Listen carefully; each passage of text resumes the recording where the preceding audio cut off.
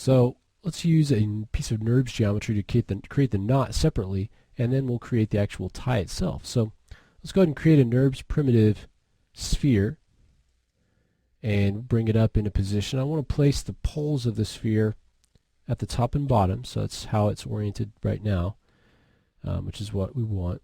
I'm going to rotate it 90 degrees so the seam is facing the back, and I'll move it kind of down in position here. And then I want to come in and start to shape this a little bit. So let's take this middle hull and let's scale it out in the Z direction a little bit, and let's move it up. So that gives us kind of already kind of a knot looking shape. And let's go ahead and kind of make this a little bit narrower. I'll take these top points and kind of move them down a little bit. And I want to add a few bits of resolution in here. Now if we open up the attribute editor, you can see it's 4 by 8 right now.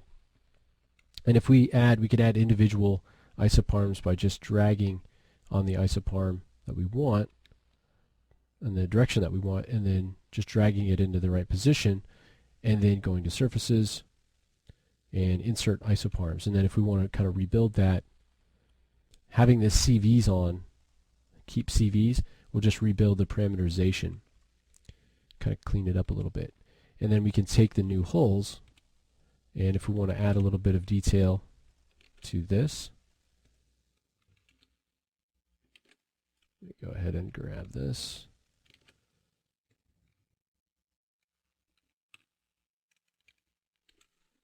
And we just delete our history. And then we can grab these lines here.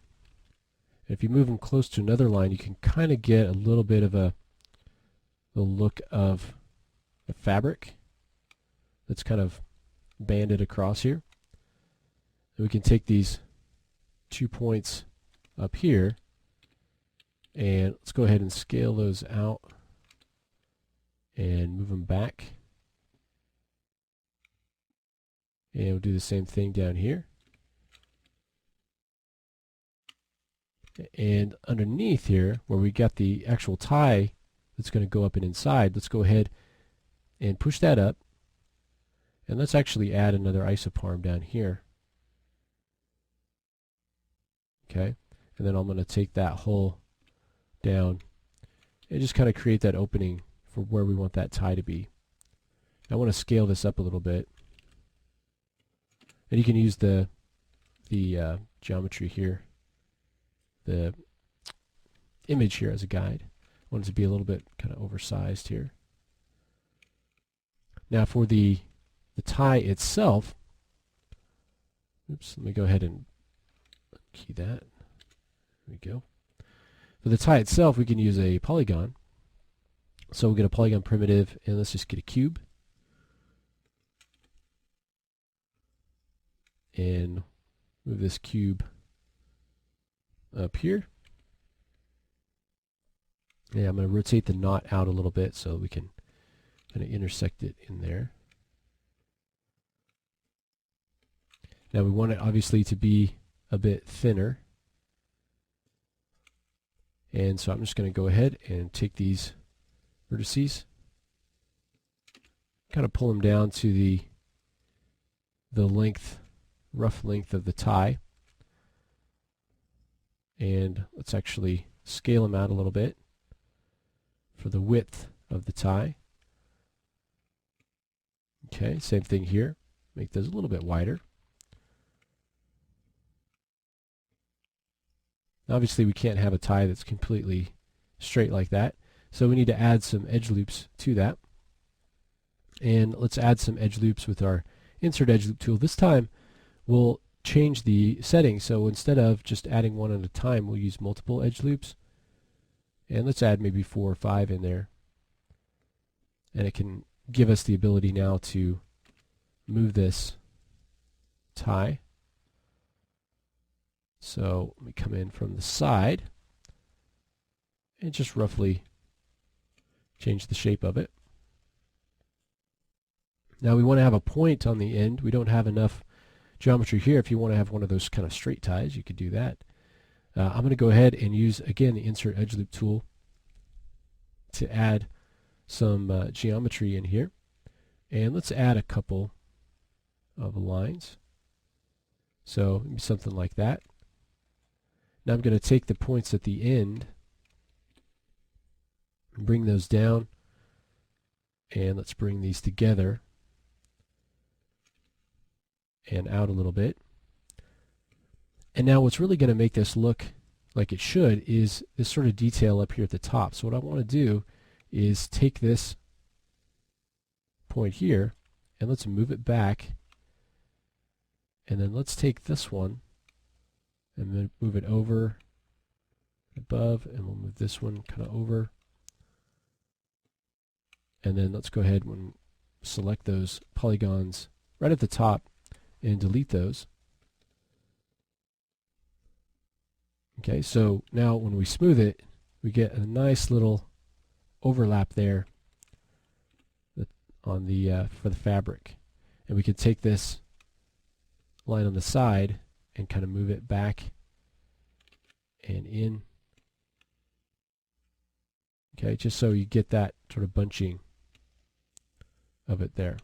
Okay, now on the sides here, we want to start to bring those down too, so that it doesn't really flatten out maybe until it gets all the way out to the tip. So there's just a little bit of a curve to it. Now you can see here that it is, right now there's no really edge to it. So I'm going to add, oops, we go ahead and reset our Insert Edge Loop tool, and I want to add an edge loop kind of down here to help tighten things up.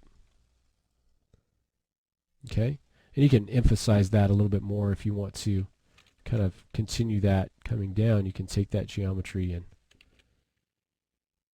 on that side and push it down a little bit more, but that kind of detail is what sells the geometry that you're creating. So instead of having just a flat piece come out, you create that little bunching at the base, and you probably want to even kind of scale this up a little bit because it's not really filling up that knot, the tie. It looks kind of out of place, and so we can kind of match up this geometry.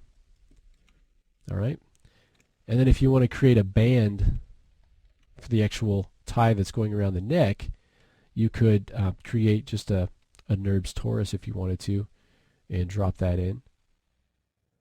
So bringing in the torus, bringing that up and into position, and then I just want to increase the radius there. Let's decrease the height ratio.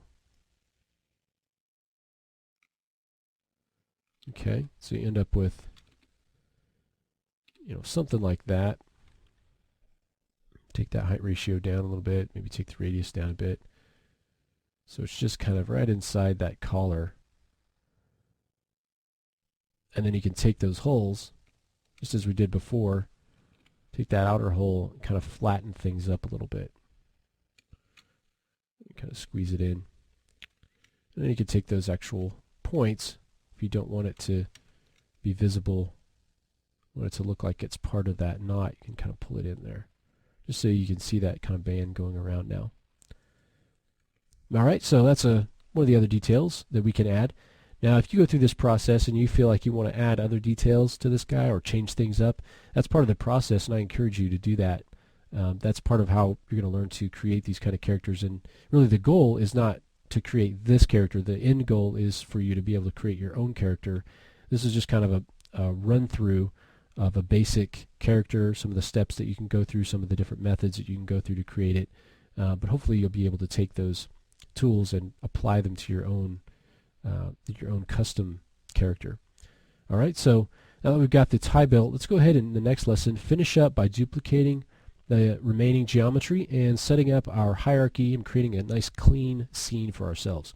So we'll go ahead and talk about that as we finish up our character in the next lesson.